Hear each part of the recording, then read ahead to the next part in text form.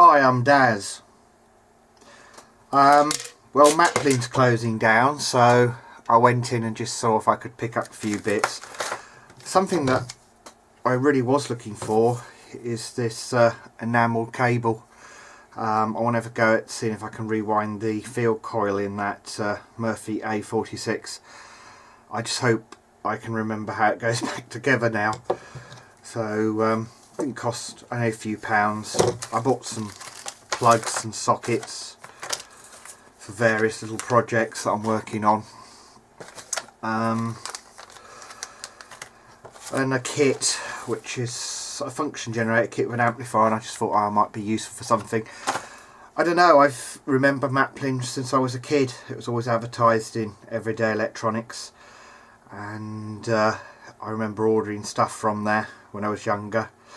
And it wasn't till later the stores came along, and I used to go into the one in Cambridge, or later on the Ipswich one, and used to enjoy picking up one or two little bits sometimes. Of course, I used to have some of the magazines they used to publish, and built some of the kits they published. So a bit sad really, but there you go. I used to be Tandy, and I remember that closing seemingly a very long time ago. It must be 15 years ago. I used to go into the Tandy store when I was younger as well and look at all the nice shiny electronics, but I guess that's the way things are going now, so I don't suppose there's many over-the-counter options now for electronics in this country, but there you go. Well, I've opened the kit up just to see what I've got, various bits and bobs. There's no circuit diagrams, just a component list, so it looks like it uses an Atmel microprocessor, LM, is that 358 dual op amp, and an LM386, which is a low power audio output stage, very popular in amateur radio receiver kits, I guess, and an ambiguous 5-volt regulator and a few caps and things. Right, I think I'll stick this together. Well, I'm just sort of building this kit up, and I've got all the resistors on now, and I noticed there's a lot of 10 and 20k resistors here, and looking at how they're connected, I wonder if it's some sort of resistor ladder to make a digital to analog converter, basically, to produce the audio tones. So that gives me a bit more hope that it's going to be a little bit more smoother than it might have been if it was just a couple of lines. So I'm not expecting this to be audiophile quality low distortion though, of course, but I'll continue building anyway. Well, that's that finished. One function generator kit. I never really looked what the frequency range was. It's got sine, square, triangle waves on it. 0 to 5 output from this phono, 1 watt from the LM386 12 volt input. Right, I notice one of the LEDs has got a slightly different colour to the case, but well, I'm sure that'll be okay. Make much difference as it's only an indicator. So it went together quite well. Didn't take too long at all, less than an hour. So test it next. Well, I'm not sure which way the volume control works, so prepared to blow my head off, although I've got a feeling it might not work the way I think it does, but watch your ears. There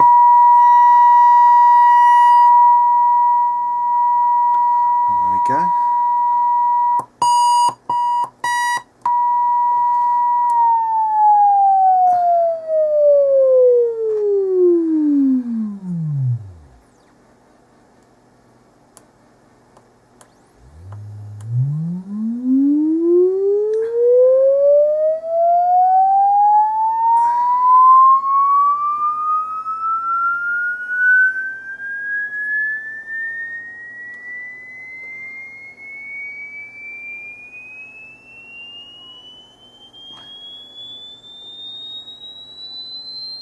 Oh, it's going up.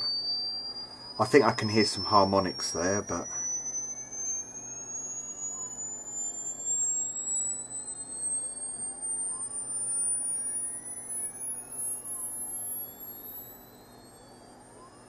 Ooh.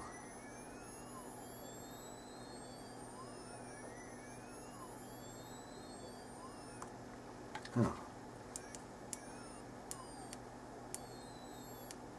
I see.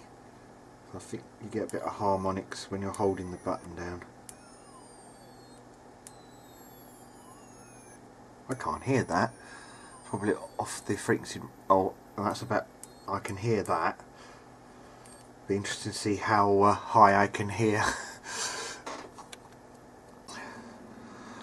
Well, I reckon my range of hearing now is only up to 13 or so kilohertz now. Sorry about this noise. I'm just looking at it on the scope. It doesn't look a fantastic sine wave. It looks a little bit yuck at the bottom, but I'll grab the camera a minute and let you have a look for yourself. It looks better at lower frequencies. Sorry about this noise. Here we go.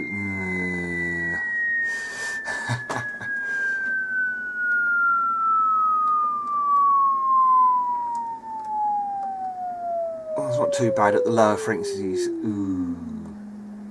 How low does it go? How low can we go? Ooh. Lower than the speaker can.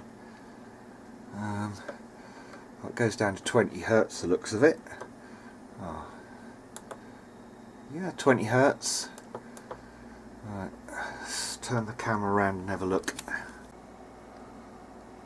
Well, there we go. What's it saying it is? 50 or 60 hertz. I don't think it'll make its mind up, but that's the display on a sine wave. Let's just have a look at the others. Square, maybe. Triangular, not bad. Sawtooth, ooh, nice. Okay, so that's what it looks like there.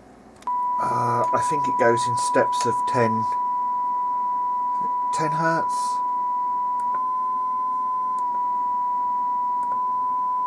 Yeah, there's 1 kilohertz. It's not bad at that frequency, is it?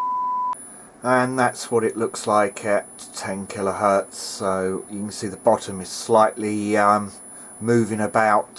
Slightly. You can see the bottom slightly not sinusoidal, but yeah, it didn't cost much, did it?